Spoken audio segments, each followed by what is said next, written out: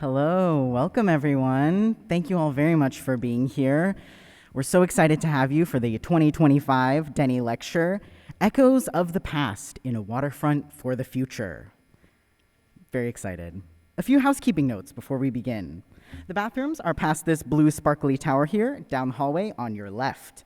There's a cash bar by our lovely partners at Gourmando that will be here for the duration of the evening, so please get a beverage or a light snack if you'd like.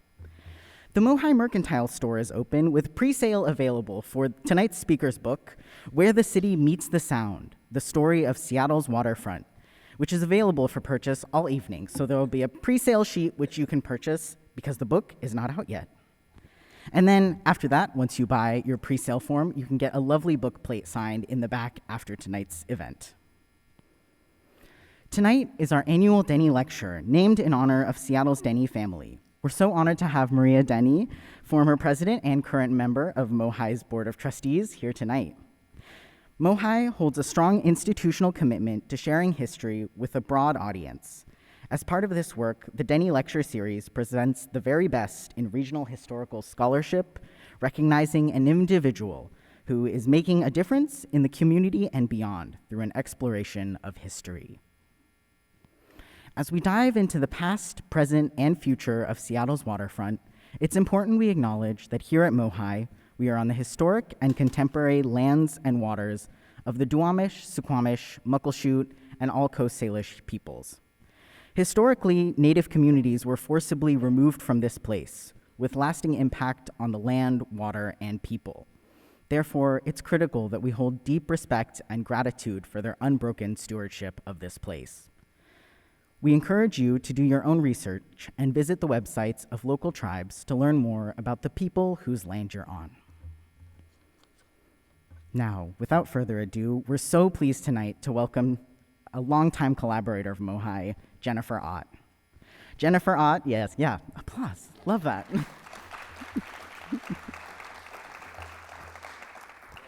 Jennifer Ott is the executive director at History Link and an environmental historian, with a particular interest in Seattle's history of moving dirt, rerouting waterways, and leveling hills. She is the author of Olmsted in Seattle, Creating a Park System for a Modern City, general editor and contributor to Seattle at 150, Stories of the City Through 150 Objects from the Seattle Municipal Archives, and co-author of Waterway, the Story of Seattle's Locks and Ship Canal. She's also written for HistoryLink.org, Seattle Magazine, and the Oregon Historical Quarterly. Her newest book, Where the City Meets the Sound, the Story of Seattle's Waterfront, will be published this summer. Please give her another round of applause.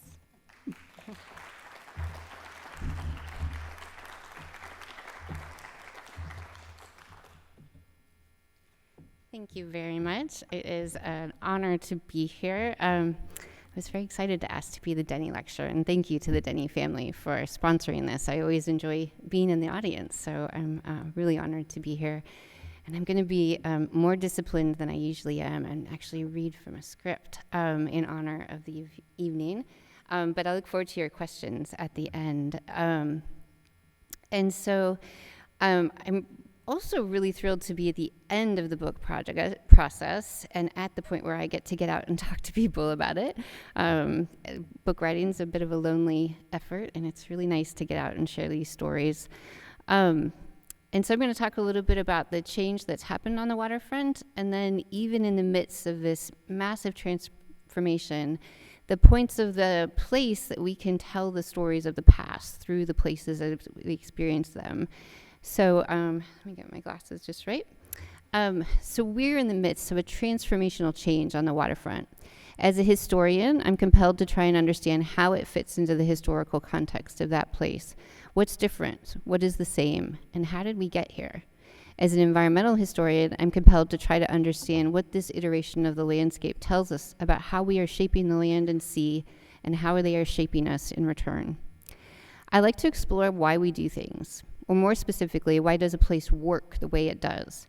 If I had been more adept at math, I think I might have gone into engineering because I love to understand the mechanics and the inner workings of things, including places. One of the things I've found in studying environmental history is that a place makes more sense after I learn about its story. In graduate school, I wrote about the Hudson's Bay Company's fur desert policy, which was an effort to clear the Snake River Basin of beaver to stymie American encroachment into Oregon country. You can see on this map, these are just two of the expeditions that they sent out to trap thousands of beaver. But a removal makes something invisible. And so I hadn't understood that this place, the Snake River Basin, was missing a key component of its ecosystem. Beaver retain water in their ponds, and water is invaluable in a desert environment. Knowing about that absence deepened my understanding of the basin and the region surrounding it, getting beneath the simplified veneer of the fur trade story that often primarily focuses on the British monopoly and the American mountain men. I had a similar experience when David Williams and I worked on Waterway, our book about the Lake Washington Ship Canal. And as we pieced together that history, we realized that there was a right-of-way available for State Route 520. Oh, no, I'm sorry. Sorry, they got in the wrong order. So this was the Snake Country Expeditions. This is the Montlake Isthmus. We realized, though, that there was a route for 520 through the neighborhood because the first settler to plat the area, Harvey Pike, had reserved a swath of land known as the Canal Reserve, and you see that on the lower part of the map. But Hiram Chittenden from the Army Corps of Engineers had rejected that route, instead choosing a path along the northern margin of the isthmus where the Montlake Cut is today. The land remained in public ownership, and when the Evergreen Point floating bridge was sited there 50 years later, the state-owned land, or the state-owned right-of-way, played no small part in making it an attractive location to cross the lake. And it's not hugely consequential, like perhaps removing thousands of beaver from an arid environment, but that knowledge snaps the story of Montlake into focus for me. And with that knowledge, my sense of connection to it deepens. The waterfront is an interesting case for me because my experience of it predates my work as a historian. I grew up in this region, and as you might imagine, I've walked along the waterfront innumerable times across my lifetime. I've ridden the ferries and the streetcar, I've visited the aquarium and the parks, and shopped in the stores. The smell of Trident imports is like a very strong scent memory of my childhood. I've toured ships visiting seafair, and I've yelled over the noise of the viaduct. And now I've been immersing myself in new experiences developed for Waterfront Park. For most of my life, I have taken the sights and sounds and the smells and activities of the waterfront and slotted them into the waterfront experience category in my mind, without thinking very much about the why behind what I experienced. If I thought about it at all in a meta sense, I thought that Seattle's waterfront was just what an urban waterfront would be. The ferry terminal, the aquarium, the boat landing at Washington Street, and tourist-friendly shops and experiences all make sense. That's what city waterfronts are supposed to look like. If asked, I probably would have said that the working waterfronts were the container terminals or the grain elevators that we see in the distance around the bay. I wouldn't have associated the world of longshoremen carrying cargo on and off ships with the central waterfront any more than we would associate it with today's Manhattan waterfront. Like the big barns that dot the rural landscape that once housed herds of livestock and work horses, but that are primarily used for storage today, I didn't have any lived experience of the transit sheds, those are those large buildings on the piers, being used for handling all of those bales and boxes and crates and sacks of goods moving in and out of the city. The railroad spurs to the docks were largely unused by my childhood years in the 1970s, and I didn't have any sense of how much change came just before in the 50s and 60s. I loved the waterfront because its sights and sounds and the ferries and ivers, but my relation to it skimmed just across the surface. And the viaduct's presence and noise served as a barrier to settling in more deeply. I didn't linger very long when I did visit. But one day, in about 2008, I thought to myself, as a good environmental historian does, goodness, that is a very flat stretch of land along the central waterfront. And I know that in Seattle, if there's a stretch of level land along a waterway, and it isn't the Duwamish River Valley, it is likely human-made. I'm looking at you, Soto. And the scale of it is remarkable, and it's right in the center of the city. I was curious about the why and the how of it. And so I started digging into the seawall story. We have an amazing city archives if you ever get the opportunity to visit. And lost my place. And with all the usual challenges and disputes and delays and tremendous environmental consequences, it was a civil engineering project in Seattle. You'll hear a lot of familiar processes happening in Seattle. We have a tendency to repeat ourselves. From there, I dug into the history of the viaduct and the different ways urban planners, broadly defined. So we had city engineer R.H. Thompson, John Olmsted, Rockrise Associates, and field operations, and so many more. We've had a lot of waterfront plans. I looked at how they have envisioned what the waterfront could be. And comparing those different versions with the actual evolution of the shoreline led me to many maps and historic photographs, and the realization that the landscape had changed so often and so radically, it was hardly recognizable from one generation to the next. But each of those iterations built upon and around what preceded it, all the way up to today's waterfront park. The catalysts for change are nearly as varied as the iterations of the landscape. At the largest scale and earliest in time, there were the glacial ice sheets that covered the region with thousands of feet of ice during the Vashon Stade that moved more dirt than R.H. Thompson could ever have dreamed with his regrades. The receding ice left behind the hills, valleys, and water bodies that make up our region today. Lahars from Mount Rainier eruptions and earthquakes further to refine the topography.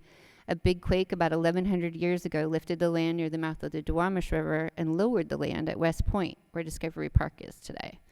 I really hope the big one doesn't come in my lifetime. There have been other earthquakes, and the Seattle Fault, running east-west from Vashon to Lake Washington, has long been known to Indigenous people living here. One of the insights that has stuck with me from working on local watershed history projects that we have done at HistoryLink is from conversations I've had with Warren King George from Muckleshoot and Stephen Moses from Snoqualmie. They explained to me that Dukwalbuch, known as the Transformer in English, embodies the frequent significant changes that happen here due to floods, earthquakes, volcanoes, lahars, landslides, and storms. This place can only be really known by knowing how changeable it is. And so now,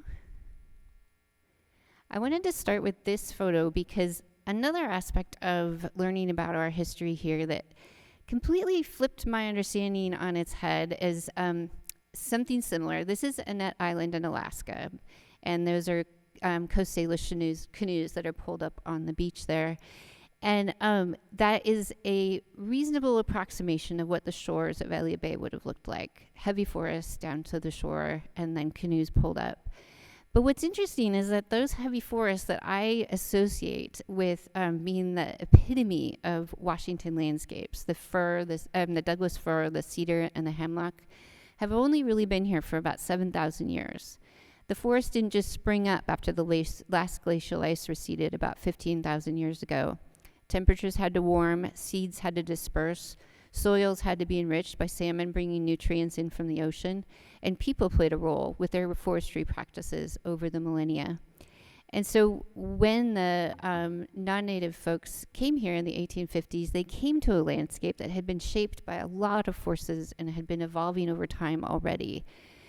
So dynamic disruptive change didn't start with colonization, but it had a different character and pace to it.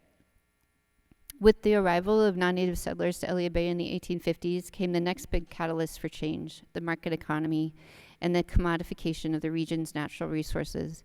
That led to the establishment in 1852 of a permanent non-native village alongside the Duwamish winter village, Dzidzilalich. Oh, geez, I know how to say that. Dzidzilalich. And you all will get familiar with that name on the street signs now. And that was where Pioneer Square is today. So this map is from the 1841 Wilkes expedition. It doesn't show Dzidzilalich, but it does give a sense of the relatively small amount of level land that was adjacent to deep water around Elliott Bay. The arrow here points to the peninsula of land mid-bay, and you can see why this was a pretty good town site. It's protected from those southwest winds by the Duwamish Head, and you can go in multiple directions to get to the inland waterways, either over to Lake Union, over to Lake Washington, or around the Duwamish River. And so it was a natural place for a town site. And then here is a detail from that map. And the lines in indicate areas of steepness where it looks kind of like there are lines like that. Those are little slopes and bluffs. And the little plant-like material, those are marshy areas. And so really the only solid ground that's level and flat and near the deep water is the part that he calls Pioneer's Point, we know as Pioneer Square. And most of the other level land would have then been down at the river mouth in the south end of the bay, but there were acres of tide flats at that end of the bay. And so to get a dock out to deep water where sailing boats could come, you'd have to have a heck of a long dock. And so really, we're looking at the little piece of Elliott Bay that was good for city building. And so, and also to the north, there's a problem with the hill getting too steep immediately up. So think of where Pike Place Market is, that bluff that's there. And so this shows the mouth of the river there in this area. That gives you a sense. So this all would have been level land, but you can see that it was quite a ways to where the Wilkes expedition, they were doing soundings of where the deep water was to see if this was going to be a useful harbor. This photo was taken in the 1860s from Beacon Hill looking west. And so you can see that point of land that Wilkes called Pioneer's Point. Nobody ever called that again. Had a couple other random names, but mostly we just know it as Pioneer Square. And you see that tidal lagoon that runs northward about where King Street Station and Occidental Park are today. There's very few vacant lots these days because everything's filling in. But if you go to some of those parking lots, you'll notice that the ground is very warbly, and that's because that was where that tidal lagoon was, and it was filled with a variety of things. And so when Yesler built his mill in 1853, and he built it right about where Pioneer Place Park is, first in Yesler today, he also built a pier out from the shore to fresh sailing ships coming into the bay to carry away logs and lumber. Clapboard houses joined the long houses on the point, and a community brought together through a shared desire to build a port city grew up alongside the indigenous one built primarily on family relations and cultural ties to this place. That level bit of land soon proved inadequate, and the process of making land began. Settlers pushed garbage and sawdust and log ends and dirt into the shallow tidal lagoon and along the shore, slowly expanding shallow, solid ground and creating new level land for industry and business. This bird's eye map from about 1878 shows the city beginning to develop. Without the wherewithal, either capital or labor, to build a seawall, the city builders created elevated streets and buildings perched on pilings over the beach and the tidelands. And so under those elevated structures, the tide ran in every day to Western Avenue and then ran back out again. And it came all the way up to about where King Street is, and then the tidelands extended south from there, pretty much all of Soto. And so this is a detail of what we looked at as Pioneer's Point on the last map. And you can see the areas that look like pale, that is all trestles built on pilings. So it's I think of it as a neighborhood perched on stilts over the beach. And it would be this way until 1934. It took us until we cleared this out. And so you can also see Yesler's Wharf, which is right here. And Yesler's Wharf became an extension of the city streets because there was so little level land that even non-maritime uses fronted on Yesler's Wharf. There were 11 saloons, true Seattle form, and several general stores, some tanneries. There just wasn't anywhere else to build your business, so they would just put in some more pilings, build their small business next to the wharf, and it kind of branched out and made a Y shape at its greatest extent. In fits and starts over the next couple of decades, the piers in town grew, and the trees along the shore fell to the saws, and we get this sort of situation. This is the area we're looking at, Yesler's Wharf, which is about where Colman Dock is today, roughly. And so that is where these ships, there's 1, 2, 3 steamships are lined up at Yesler's Wharf. And then we have the Harrington and Crawford Wharf here, which was handling dry goods and various small cargoes. And then you can see that in the foreground, there's a whole nother pier that where the photographer is probably standing on. And this is about a 1 block area that we're talking about. They're very smushed in. And the benefit of it is that it's shallow enough in this area that they can drive the piles and they can operate the piers. The waterfront was chaotic. There were no ordering of uses. There was no zoning whatsoever. And the railroads were also jockeying for access to the space along the piers. And they're all trying to fit between that hillside and deep water. By the 1890s, settlers displaced or burned the longhouses around the town and around Elliott Bay, and the shoreline in front of town bristled with as many piers as they could fit between King Street and Pike Street. There was one community that remained. If you went north of Pike Street, for many decades there were a community of shacks that perched along the beach there. There had been the village up in the north part where Belltown is, Bakwab, and that was the prairie area. And so this became a really interesting area. If you look at the insurance maps and the census, you can see that a lot of indigenous community members ended up living in this area.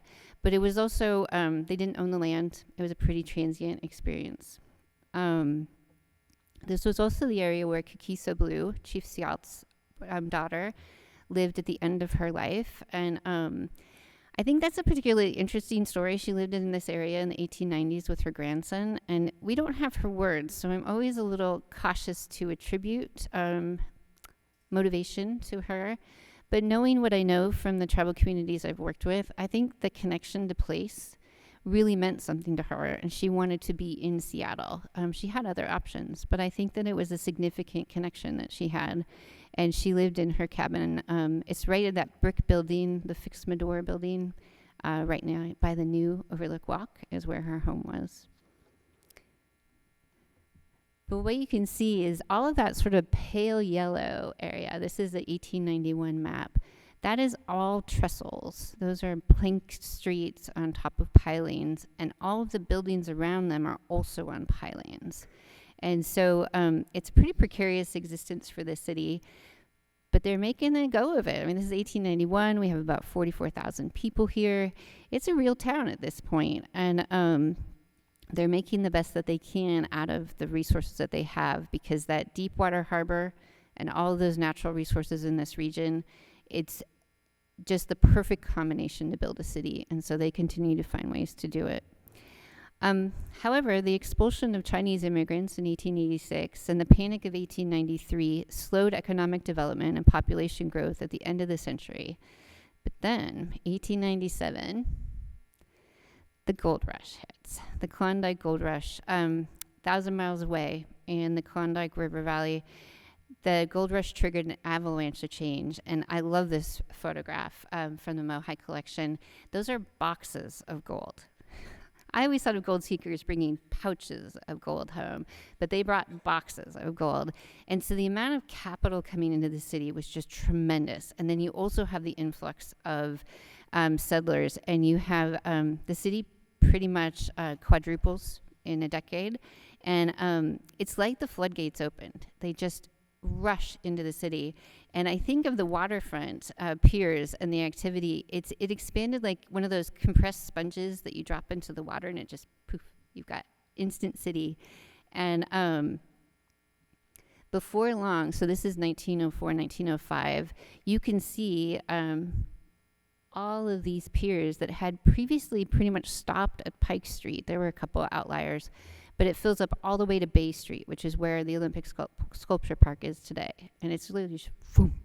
And it's interesting how we'll talk about the different parts of the waterfront are used in different ways. But a big part of the use is moving cargo from Asia, from Alaska to Alaska, up and down the coast. And these are, the lower image is bales of silk coming through the city, and up in the upper corner, those are burlap sacks, I would guess, of some sort of agricultural commodity. They were being sent to China for disaster relief, and they were aggregating them in the Colman Dock transit shed. And so The Mosquito Fleet lines, those little steamers that were zipping all over the region, and then ocean-going passenger and cargo lines multiplied. We had service since the 1860s, and Alaska service starts in the 1880s.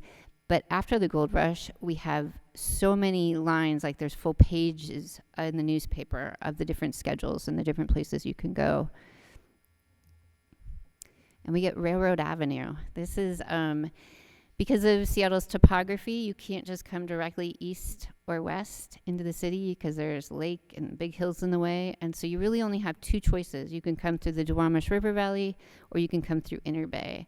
And both of those require that you be able to traverse the waterfront north and south to get to the piers. But if you think you've got a bluff here and the pier line here, that's a pretty tight space. And so Seattle sets up a right-of-way called Railroad Avenue that would become Alaskan Way. It's the same distance. But these are the railroads. So we basically had a rail yard in our front yard.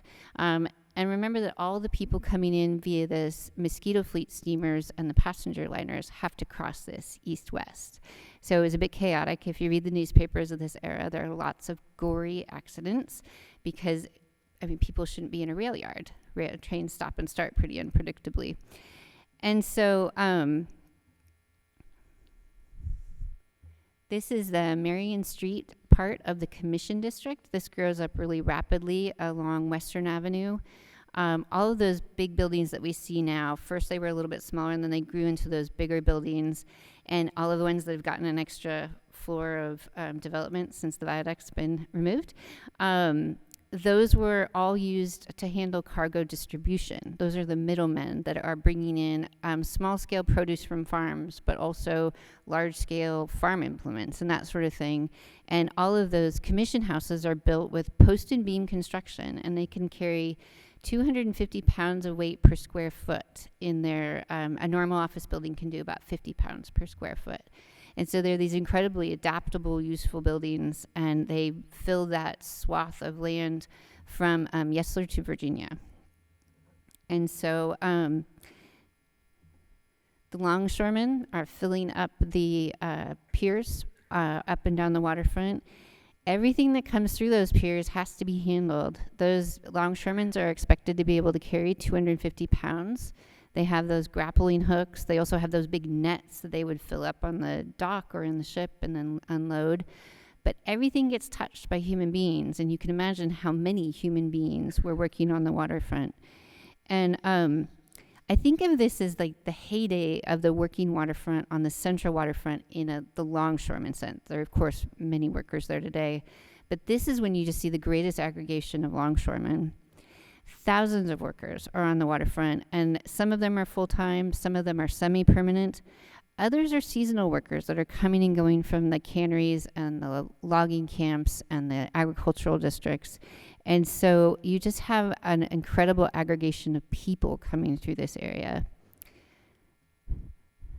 You also have the people that are coming through to travel. The picture up in the upper left, it says steamship tickets, and it has all the destinations around the world that you can buy tickets for out of Seattle or on a passenger liner. Because if you think about it, in this era, the only other option is the railroad to get farther than nearby. And these folks are, this is the best way to get around the world or to get to Seattle.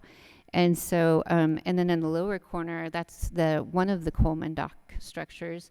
And those are all the different Mosquito Fleet steamers, and it replicates on the other side. So there could be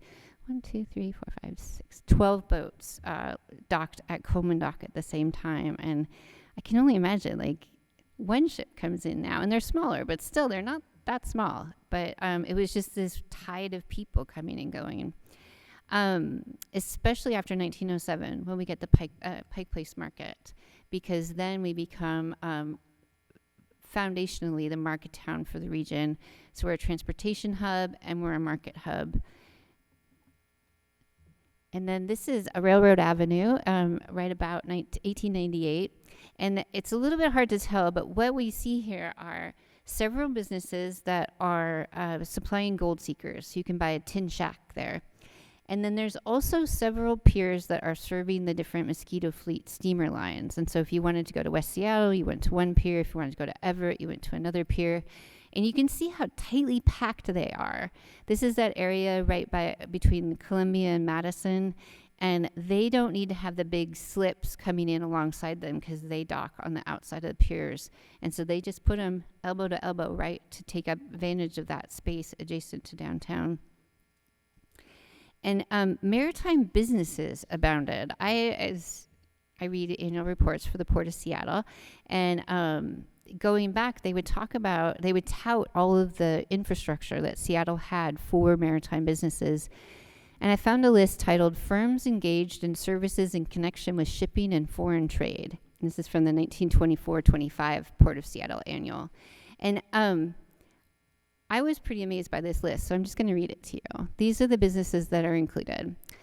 Custom brokers and freight forwarders, ship brokers, stevedores, marine repair plants, marine insurance, marine surveyors, cargo surveyors, marine adjusters, salvage firms, divers, fuel companies, ship's ballast, ship chandleries, freight forwarders, storage warehousers, inspectors, reconditioners and weighers, auctioneers, commission merchants, those are those commission houses, and there were 36 of them listed between Yesler and Virginia, and then various trade publications. And for each of those listings, there were multiple businesses that fell into those categories. And so the ripple effect of this maritime economy goes all the way into downtown. Most of these are in the Western Avenue area, but they go up into 1st, 2nd, and 3rd Avenue. And for decades, the local newspapers had full-page coverage of the waterfront, and they listed the ships going in and out, and their origins and destinations. And they also tracked the fishing fleet's haul and enumerated each boat's catches by the fish species and what price they got from the wholesalers on the waterfront. And I'm sure that most of the readers that were reading it carefully were part of the industry. But I also get a sense, there was a documentary done in 1950, King Five's first documentary. It was called Lost Cargo. It's available on the Internet Archive. I highly recommend it. And the documentary is about the fear that the Port of Seattle is falling behind in cargo, the allotment of cargo that it's attracting. But the first part of it goes into an in-depth iteration of how the maritime economy ripples through the community. And I realized that the reason it's in the newspaper is that that's the easiest way to get the most people aware of what's going on the waterfront. And I think most people knew, they knew the captains, they knew the different ships coming and going that were regularly coming into port. And it really gives you a sense of how central the waterfront was to Seattle's economy. I think that's much harder to see today because we're just so far removed from those large container ships. But in 1914, Mayor Hiram Gill told the city council, and this is a quote, he says, "Cut off the waterfront and shipping, and the grass would be growing in 3rd Avenue in less than a year."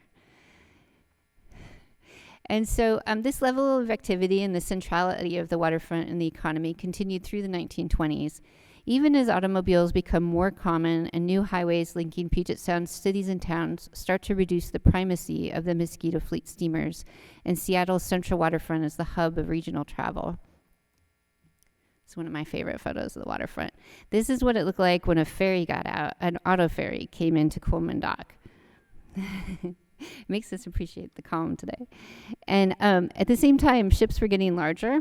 Steamships that can hold more cargo operate out of the piers north and south of the central waterfront. And auto ferries are introduced, and the swarm of small boats that made up the Mosquito Fleet becomes a herd of large vessels. I think of them as big elephants compared to those Mosquito Fleet steamers. And fewer of them operated by fewer companies.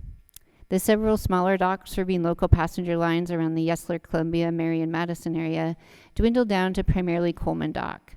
This is the era of the beautiful Art Deco terminal. Colman Dock had many iterations. Even as it prospered, the waterfront struggled mightily with its wooden infrastructure. A section of seawall was built around 1916 south of Madison Street, and the fill behind it provided solid ground for buildings and railroads. It had some problems with soil eroding out from under it, but it was generally stable. And that meant that they had solid ground behind the seawall and you could build a paved street on top of it and no longer have to keep up those pilings and trestles.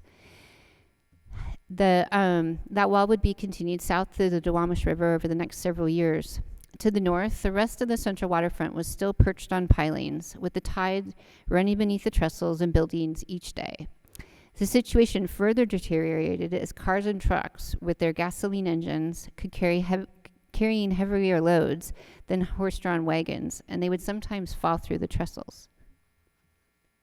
This is a group of men in 1922 looking down at a truck that fell through the trestle next to one of the piers. Sometimes a railroad car would go through. They were just so much heavier in this era, and the trestle just really wasn't up to holding up the weight. And it took so long to build a seawall north of Madison because of technical issues and also because of some political problems. You'll see some familiar patterns in this story.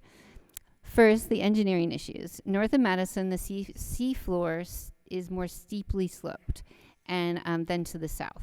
And that means that south of Madison, they could have a very simple concrete seawall. It was just a concrete wall with footings, and it could pretty much hold its own. It had a little bit of problems, but mostly did okay.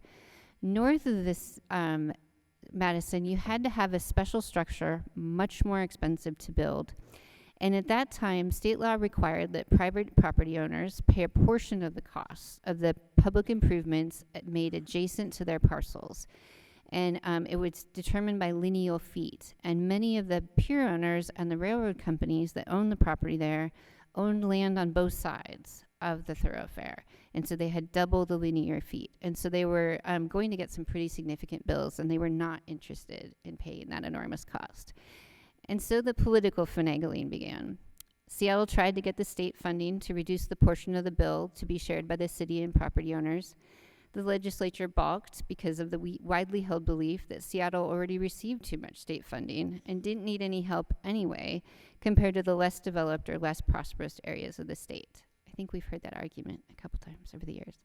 Seattleites argued that the state as a whole would benefit from a robust Seattle waterfront, which may have been true, but wasn't convincing to enough legislatures to get them to give money to the city.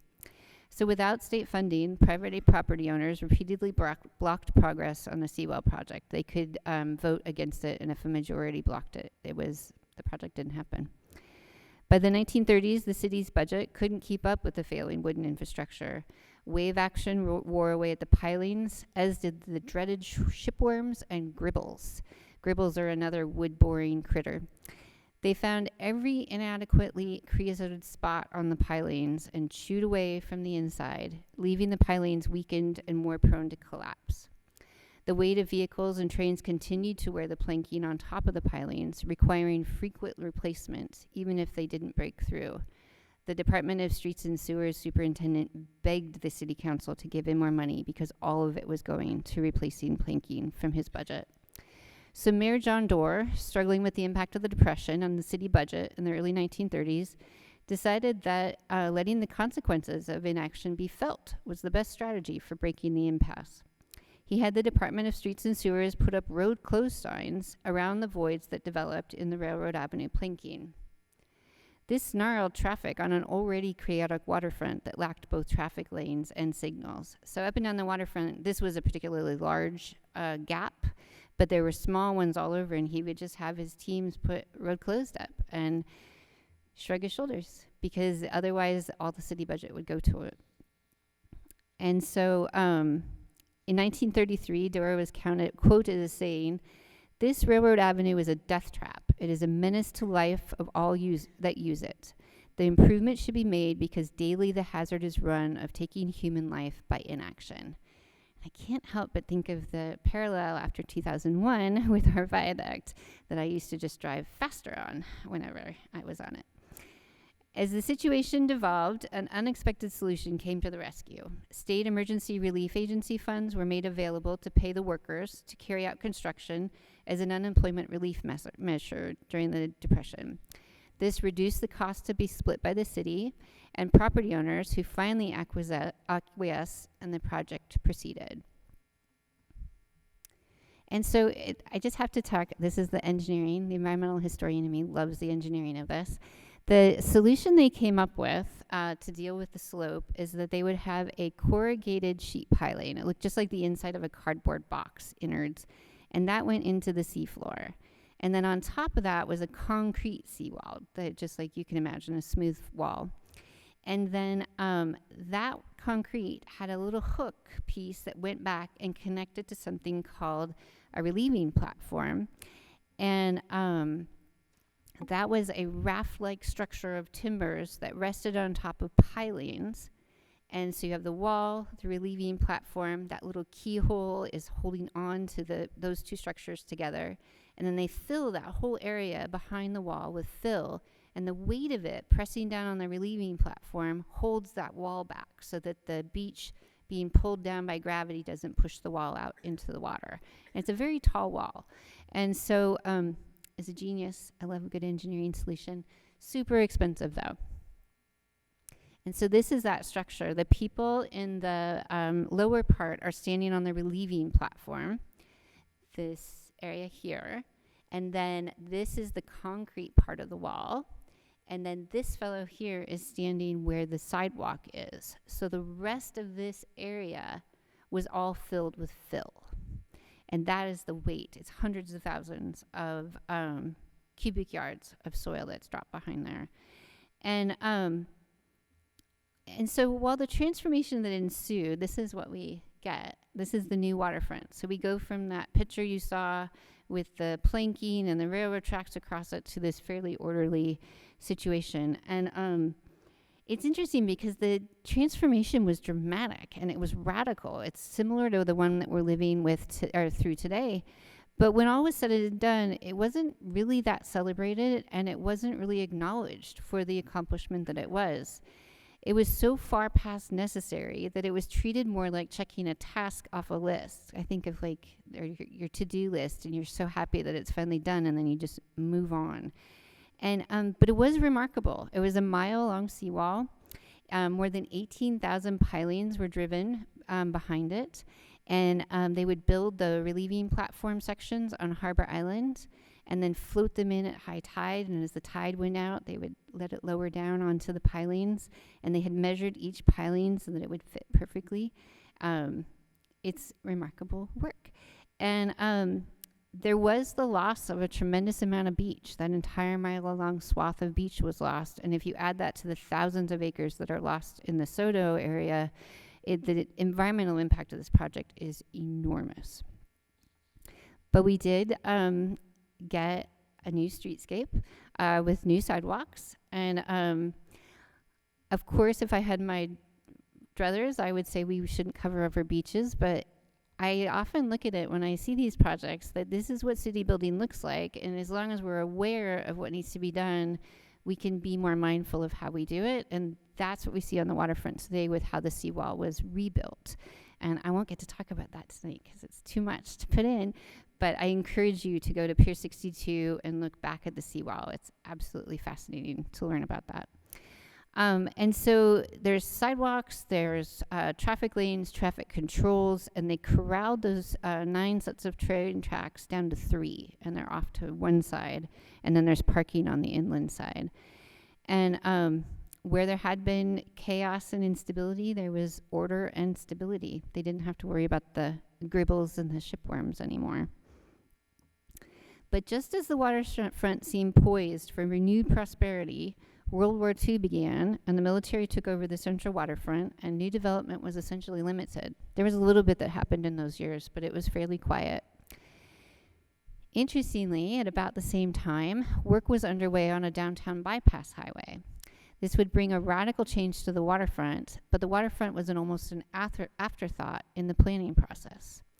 The idea for a downtown bypass along the waterfront dates back to the late 1920s when the Aurora Bridge was being planned, and transportation engineers were considering a better solution than just having the highway end at Denny Way, which it did for many years. At that time, the idea of running traffic from Broad Street and Denny down in a swoop that essentially would follow the right-of-way of Alaskan Way Viaduct was resisted because it would disrupt waterfront operations. The Propeller Club of America, the Seattle chapter, did a whole report about why that shouldn't happen. And this photo was part of their argument, is that the traffic would block operations. But just 10 years later, by the late 1940s, the regional transportation network was a higher priority than cargo handling on the central waterfront. The Alaskan Way Viaduct was part of a planned system for moving people and goods around and through the center city. It was a twin with I-5, then called the Seattle Freeway. Some people spoke up against the proposed viaduct, but most just saw it as a somewhat derelict area that was underutilized and available for a new use on the waterfront. The contrast between 1939, when the Propeller Club issued the plea for protecting the waterfront from bypass traffic, and the late 1940s, when the most of the concerns were about the viaduct's impacts were the on and off ramp placement, is indicative of how much had changed in those years. As the port's center of gravity had shifted south to the east and west waterways and Harbor Island, the downtown piers slowly quieted. Some activity continued on the waterfront. Fish processing in particular utilized several piers. Some cargo handling continued on the piers north of Pike, north of Pier 62 today. Alaska State Ferries and the Stena Line ferries to BC served passengers, as did the Blackball Line, which became Washington State Ferries in 1951. But the first section of the viaduct, shown here looming between downtown and the piers, opened in 1953. It was truly awful.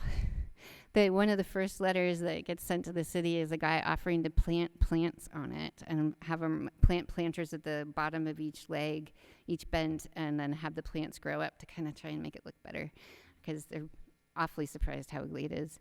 And it was stark, it was noisy, it was dirty, and it created a visual and psychological barrier between the city and its waterfront.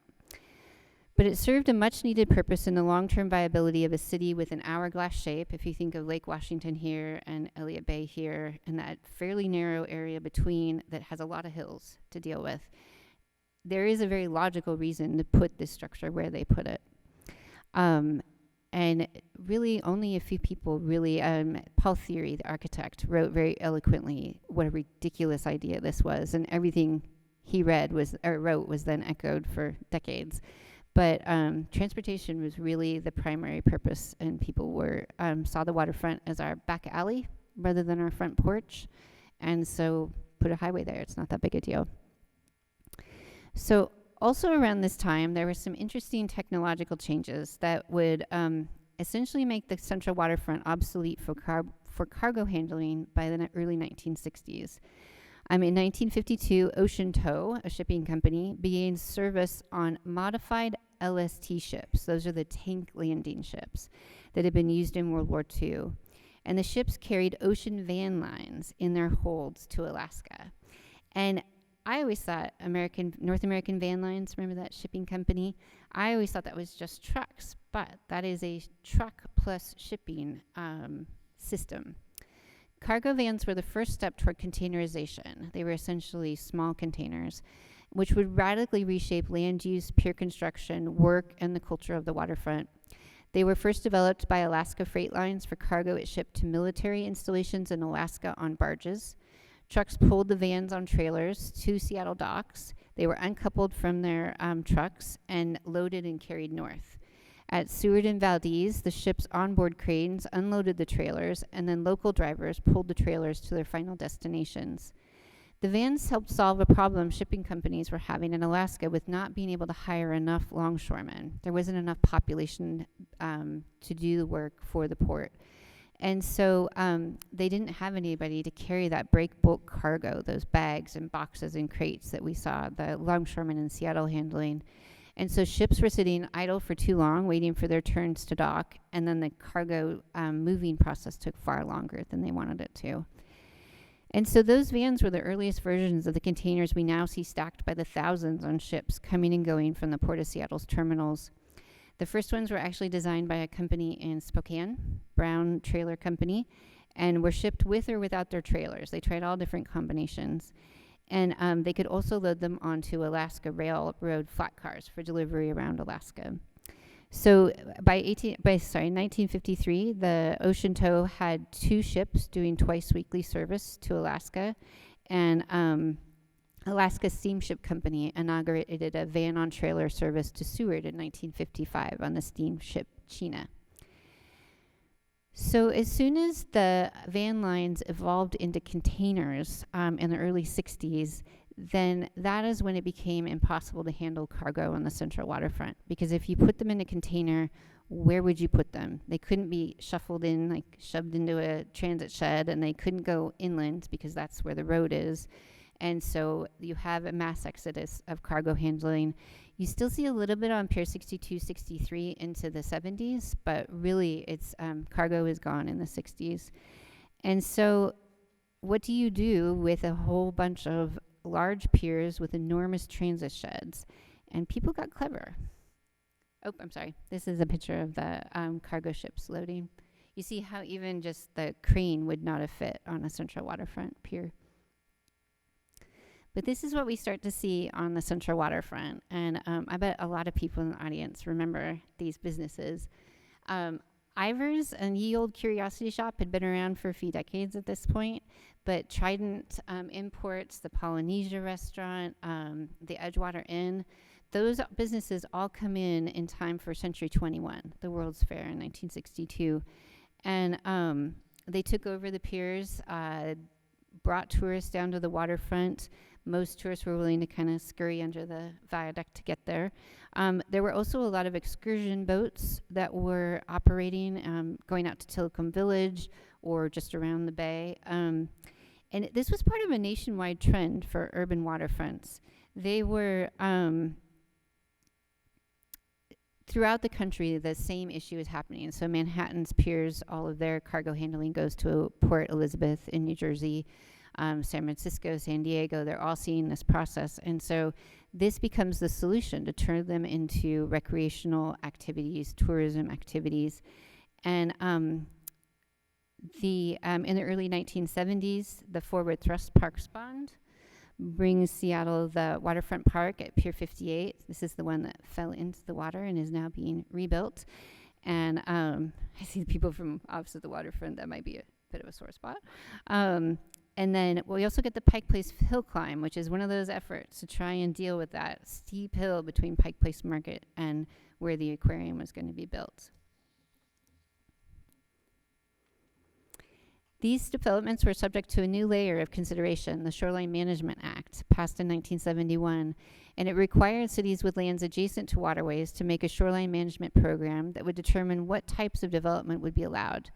It required that priority be given to water-dependent uses, public access, and protecting the environment. That's the first time that we get any sort of zoning that's happening on the pier side. And in some ways, it was a reaction to the changes made in preparation for the World's Fair. Some feared that a wall of hotels and private developments would cut the city off from the water, amplifying what the viaduct had already done. And others feared that maritime businesses would be outpriced and unable to continue operating there. This is a tension we're really seeing on the Lake Washington Ship Canal now, of who can afford to stay on the shoreline. In the early 1980s, another question would arise about the access to the waterfront. A public debate over future development emphasizing recreation led some to call for reinvestment in industrial uses to reinvigorate the working waterfront as a place of employment. But the tide had turned, and a Seattle PI editorial saw it as, quote, inevitable that the style of Seattle's central waterfront soon will change from blue denim to silk. That change may have been inevitable, but it was not quick. While some projects like Waterfront Park, the Aquarium, and the Hill Climb succeeded, wholesale redevelopment of the waterfront stalled out several times in the post-war decades. Impediments created by the remaining railroads and the viaduct, and challenges presented by the aging piers and the importance of the waterfront as a north-south transportation route all stymied planners' visions. There were several plans from the 1960s to the 1980s. Monson, you all might remember the Pike Plaza redevelopment idea that would have led to the flattening of the Pike Place Market. There was the Grand Plan, the Rock Rise Plan, and the Harborfront Plan. They all got all the way through the planning processes before largely failing. We're somewhat lucky that most of the visions weren't realized. There are heliports, convention centers, marine circuses, and funiculars would not have aged well or would have radically altered the waterfront experience in a negative way, in my mind. Instead, we got pieces of each: parking below Pike Place Market, Waterfront Park at Pier 58, the Hill Climb, a scientifically based aquarium in place of some ethically questionable tourism-oriented ones, and the removal of train traffic south of Pike Street. The viaduct posed the greatest challenge to any redevelopment plans. It was roundly despised by nearly everyone who lived or worked at ground level, and even many who drove it, save for those who really enjoyed the view from the northbound lanes. People are hanging on to that. But its functionality and structural soundness precluded it from serious removal consideration.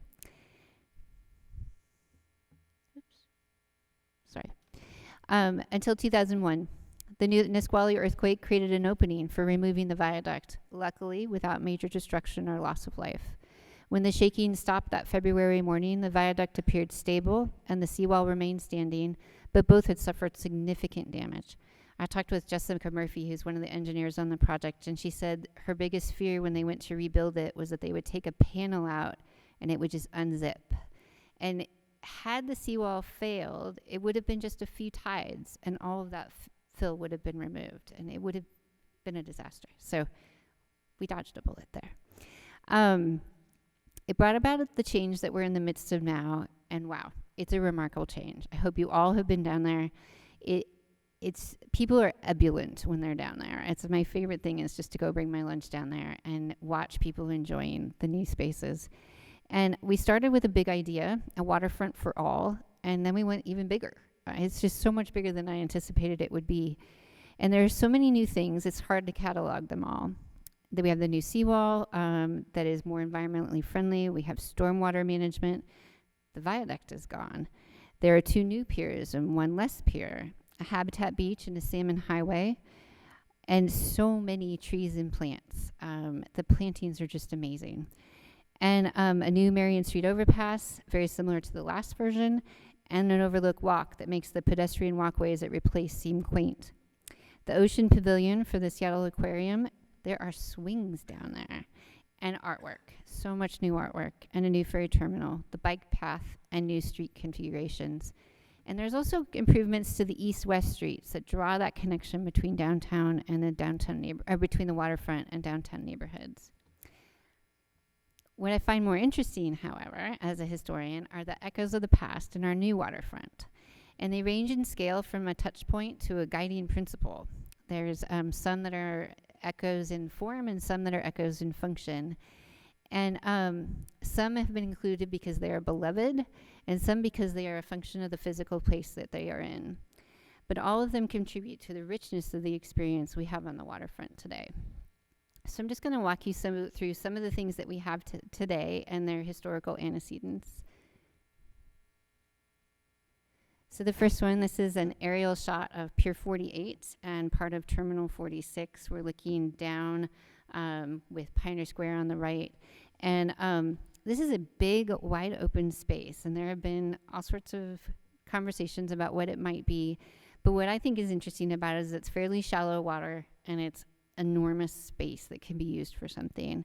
And that enormous space has been an asset since the beginning. Oh, it's not working. There it goes. So this is what was in place of Pier 48. This is the King Street coal bunker. And this is a genius design. It's massive, goes all the way out because they had to be able to take a whole train out to the end. And they would take the coal out of the coal cars, drop them into the bunkers.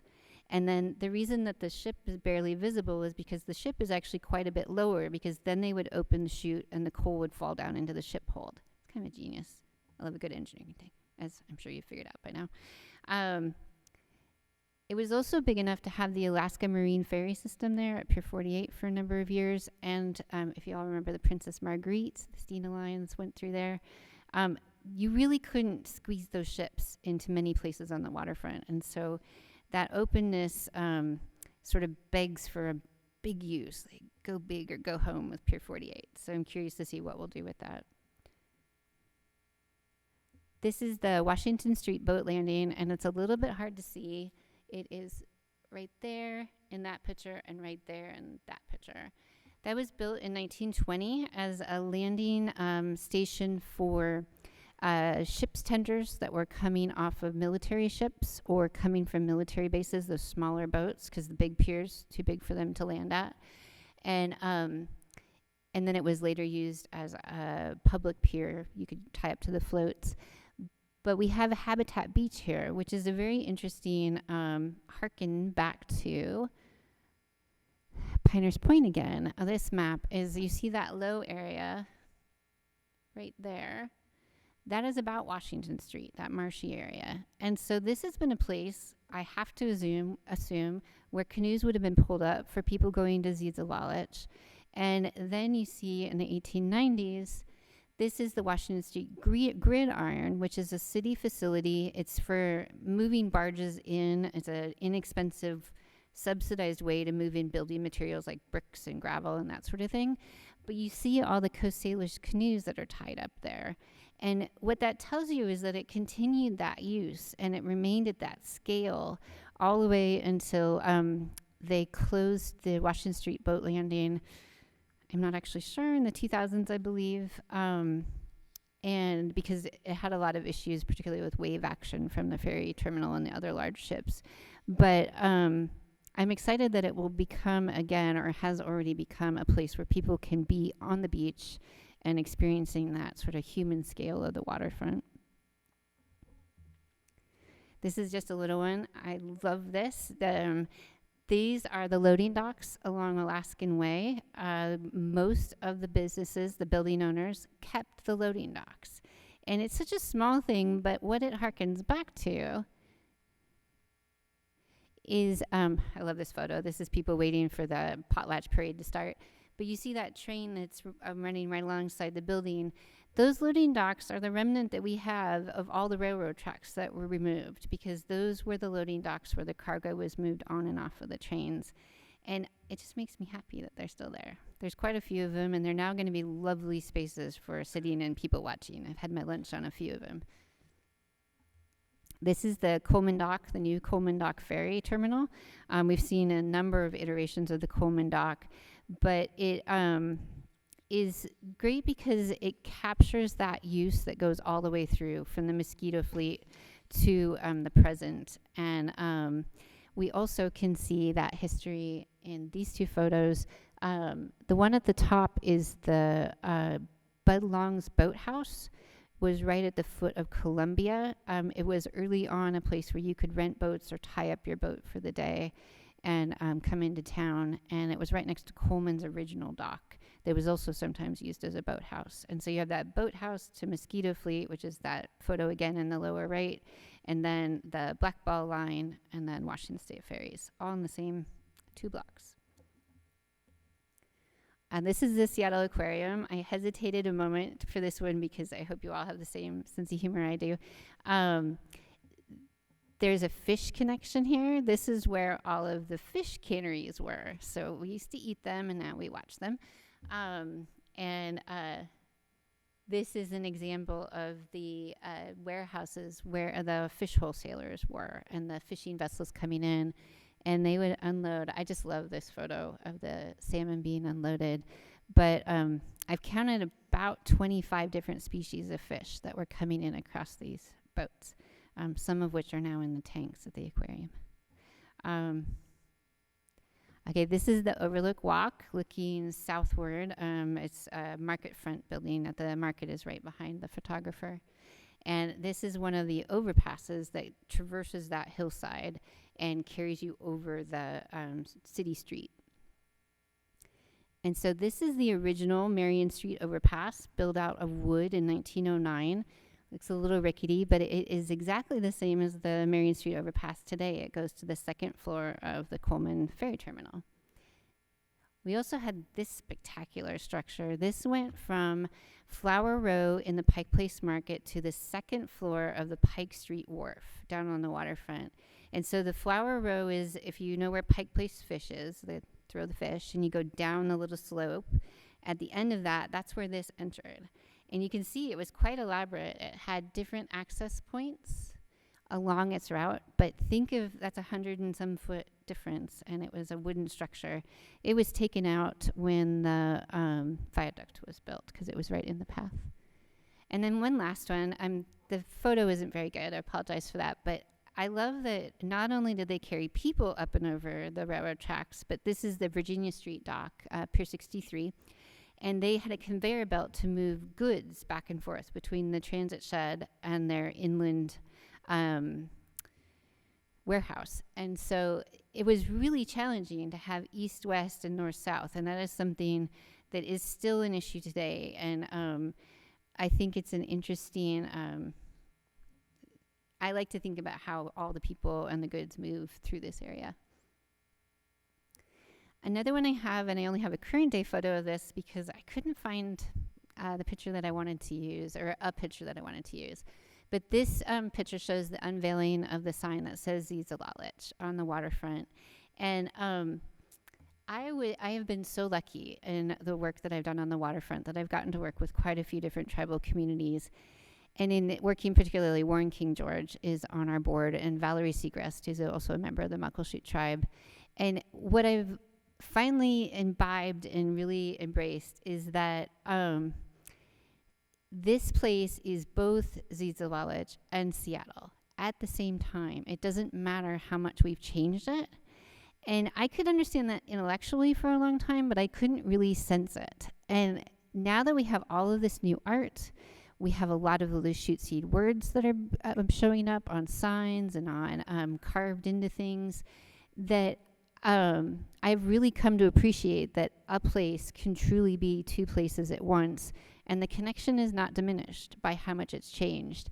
And I think just thinking about all the change that happens, it's become much clearer to me how that can be true.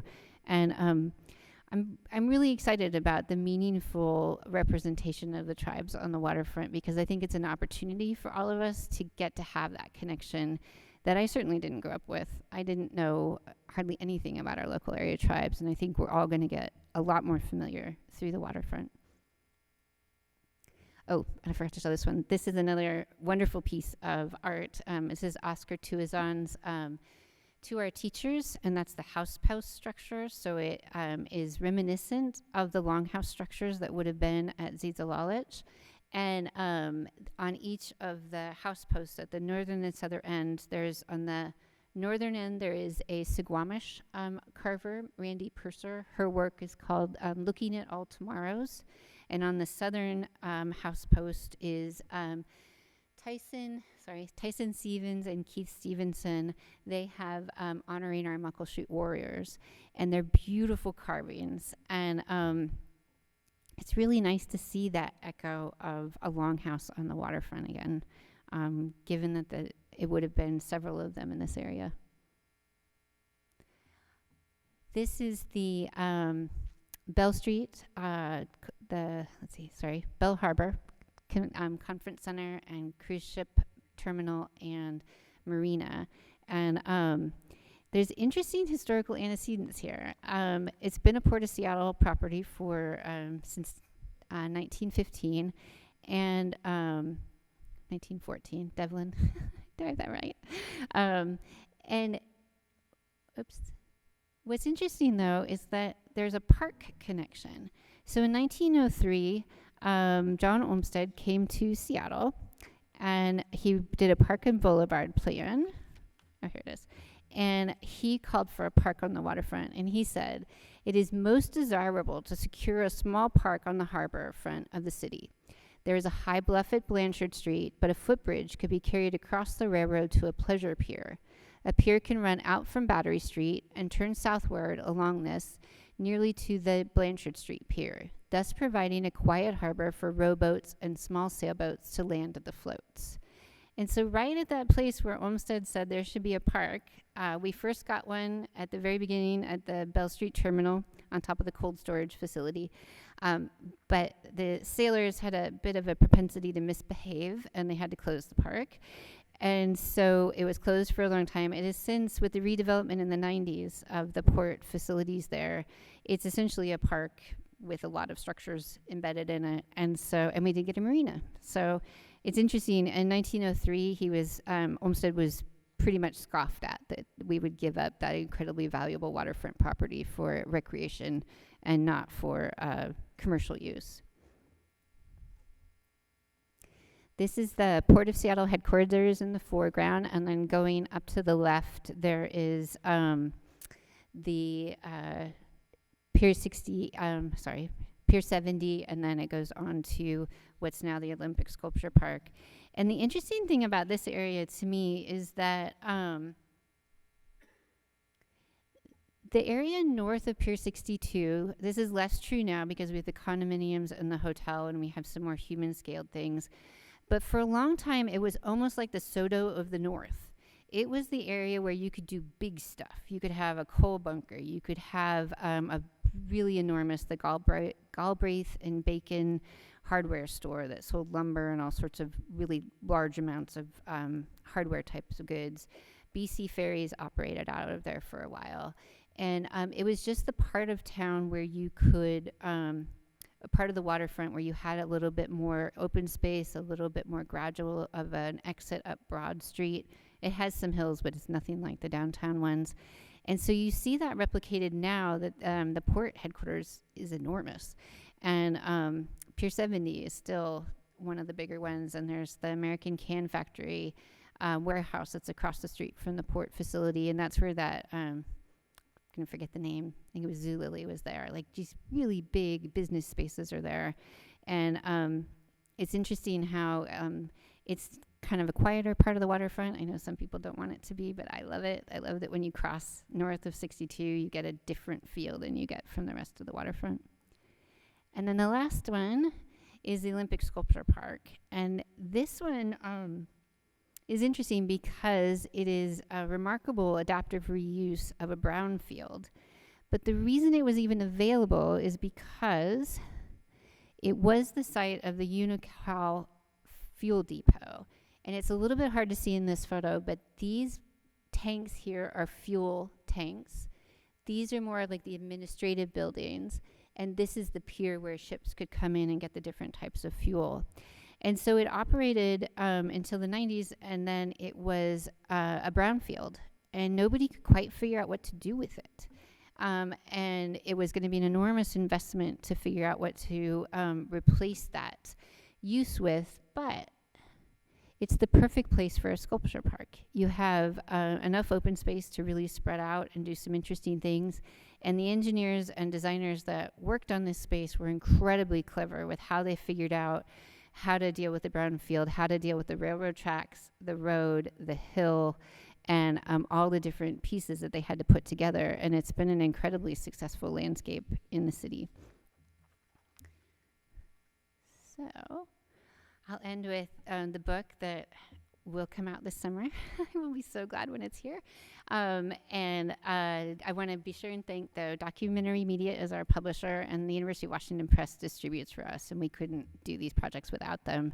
And I encourage you all to check it out. It'll be at the library, or you can buy it here at Mohai.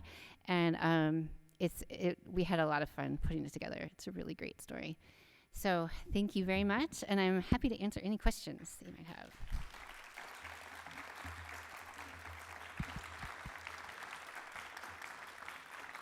I think that Sora has a microphone. Yeah, go ahead and raise your hands, and someone will bring a mic to you. Oh, right here in the front.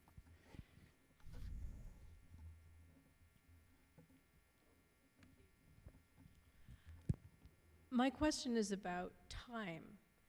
Big projects take a lot of time. And when you're first speculating about what you're going to do, planning what you're going to do, it's in response to the stuff that is there at that time. I live in the North End, and the disconnection of the Northgate light rail station with the mall that used to be there always makes me giggle as I go by, but I also know it was really a distressing change for a lot of people. We've seen a lot of change in the waterfront, and as you go up the hill, and then there's the rest of the town, a lot of the changes that I think are happening along the waterfront were either planned in response to what was happening in the city at the time, or possibly the idea that they would nudge things in a particular direction at a certain time. I know that what you're looking at is the place, hey, where the city meets the sound. You're looking, right there. But if you walk up the hill a few blocks, what do you think is going to be happening next? Oh, you're asking a historian to speculate. I will say, based on what I'm seeing, because our office is in Pike Place Market, we look down on First and Pike, and so I've been watching one of the inland fingerlings that is going to go along Pike. There's a Pike Pine corridors that are being connected, and there's also the Washington and Main and Pioneer Square, and then there's plans in the future for Jackson Street. And those improvements that draw people in, and then there's the Union Street overpass where Noria Sato's work is, that leads to the stairs up to First Avenue. Quite a hike, but doable. And so I'm curious to see if those connections will be enough, and there's harbor steps to draw together as is intended. I believe they will. I've been giving walking tours on the waterfront for about 6 years now. And it used to be that I could stand at any of the street corners and yak away like I just did as long as I wanted and not have to worry about anybody we're not in the way of anybody. And now I spend most of the time on the walking tours going, let's shuffle over here for a minute, and trying to get my group out of the way of the sidewalk. And that's every intersection that I am seeing now. It used to be just, for a while, it was just at Union because there was the overpass. And so I'm hopeful that the journey is as much fun as the destination, either at the waterfront or downtown, because there's so many interesting things on the way. I'm hoping that that will really finally solve this east-west problem and not be simply utilitarian like those old overpasses were, and they'll really truly be like part of the experience. So I hope that answers your question a little bit. That's just, other than that, I'm just very, very hopeful for downtown that the energy will multiply. Yeah. Jen, Hi, southward, where does your story end? Because I'm picturing the Coast Guard station. Just from the Coast Guard station is T-Mobile Park, Lumen Field on the footprint of the Kingdom, and so on.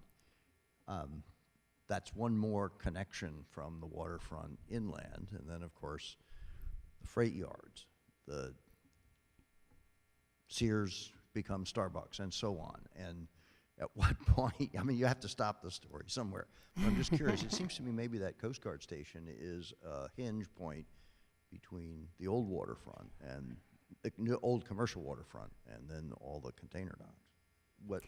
Anything about that in the book or your research?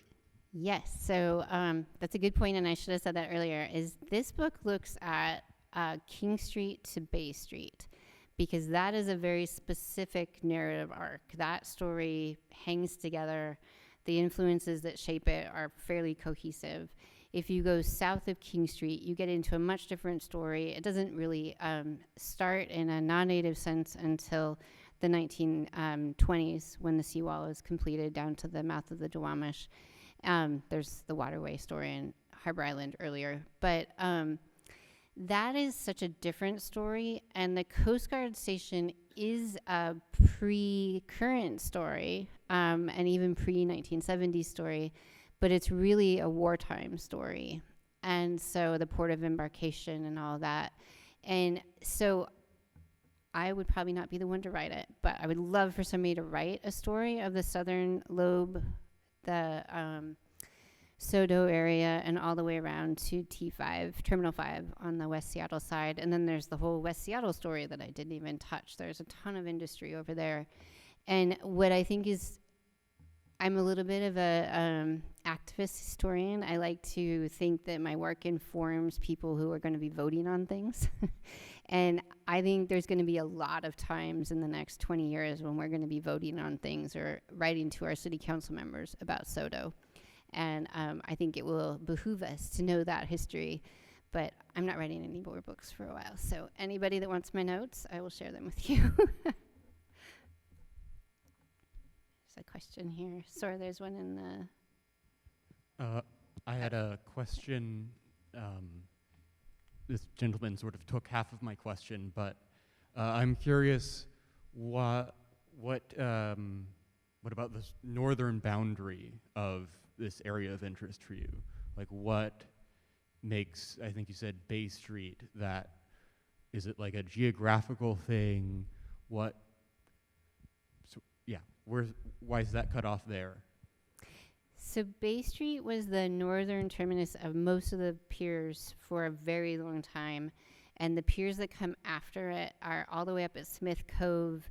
And again, a very particular story, the Great Northern and the naval uses, and the U.S. Navy uses of that area. I did bring some of the Smith Cove story in around the labor unions with workers, because that's such the 1934 strike, you can't really tell them they're all so integrated. But really that stretch where Myrtle Edwards and Centennial Parks are today, the grain elevator is an important story, but the primary story there is the railroad tracks. And that's the northern entrance, goes to the rail yard in Inner Bay. And so you get much less of that sort of, the different forces are shaping that landscape. And so it felt like a different story again.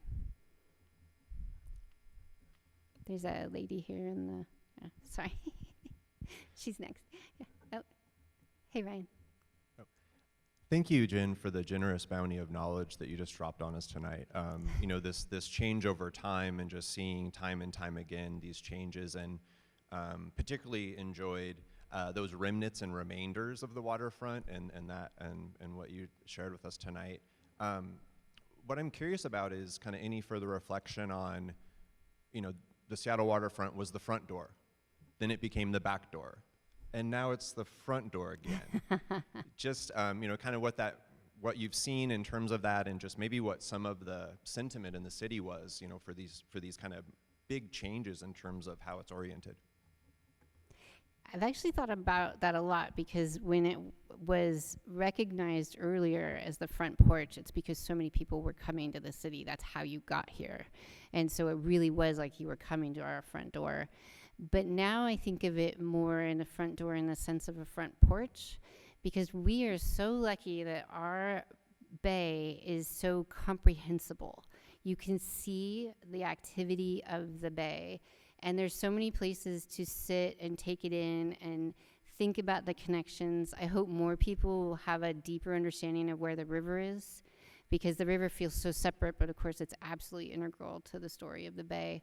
And so I think it's going to be a front porch in the sense that we'll sit on those swings, or we'll sit on the Overlook Walk, and it's also going to be the place where we get to hang out with each other in a way that hasn't been true. When that viaduct was there, you could try and be a trooper and hang out, but it was pretty tough to really settle in. And I'm finding that it's much easier to just strike up conversations with people than it used to be. Everyone is so freaking happy that they're thrilled to talk. But it's just wonderful how we're just kind of, there's enough flexibility to the uses of the spaces that I'm meeting people that are doing totally different things than I do on the waterfront.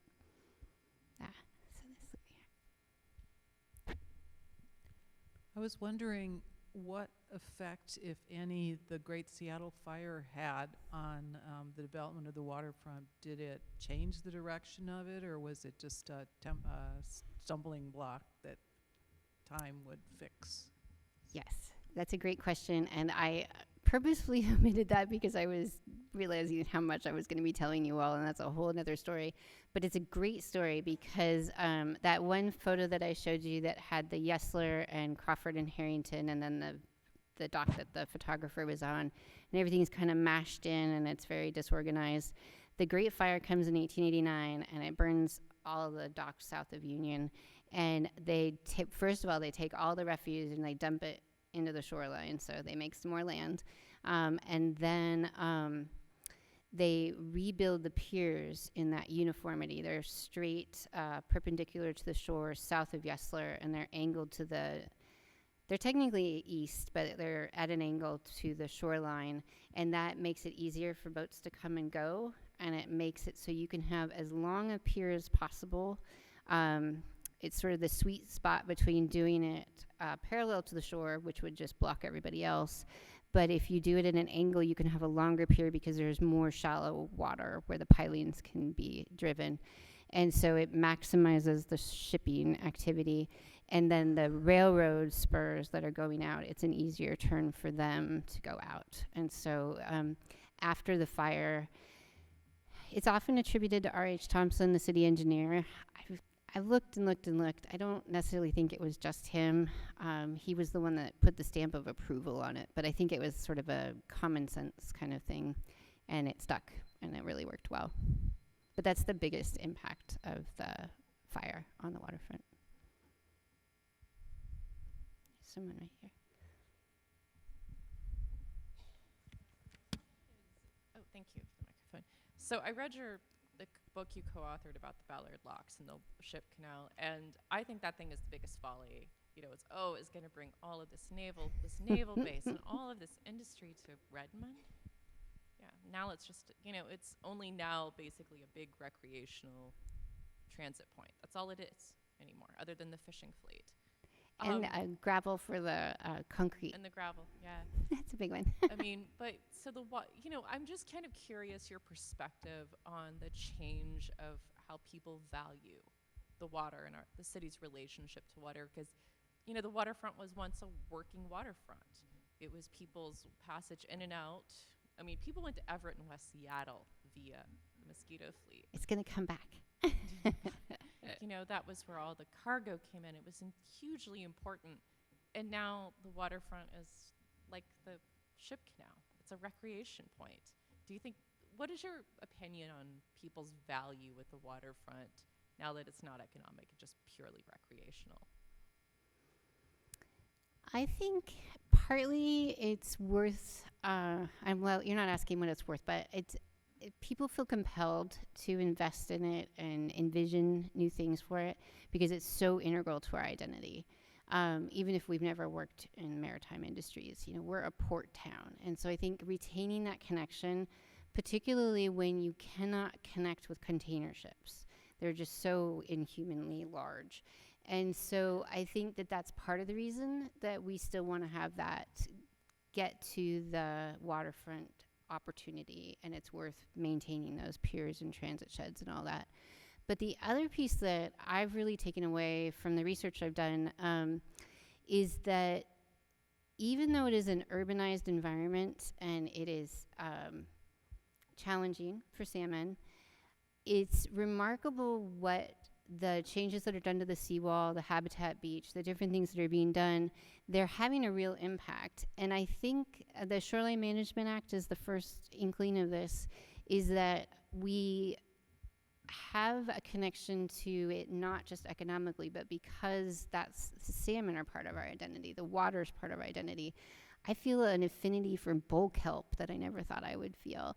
And I think that is a value. The places where you can get down to the water, the floating dock next to Pier 62 and the Habitat Beach, and then there'll be the other places further along, that they're helping us not just live off of this landscape, but actually live with it a little bit more.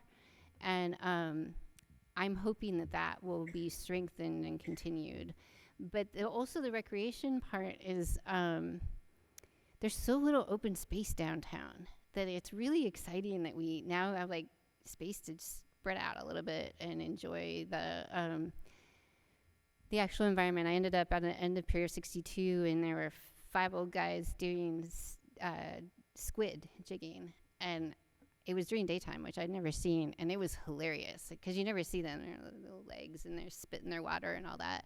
And we had this great conversation, and I thought that was a really good example of how it is recreational and it is play, but that's a really important part of community. I probably wouldn't have talked to those older guys just randomly on the street, but we had a great conversation about squid.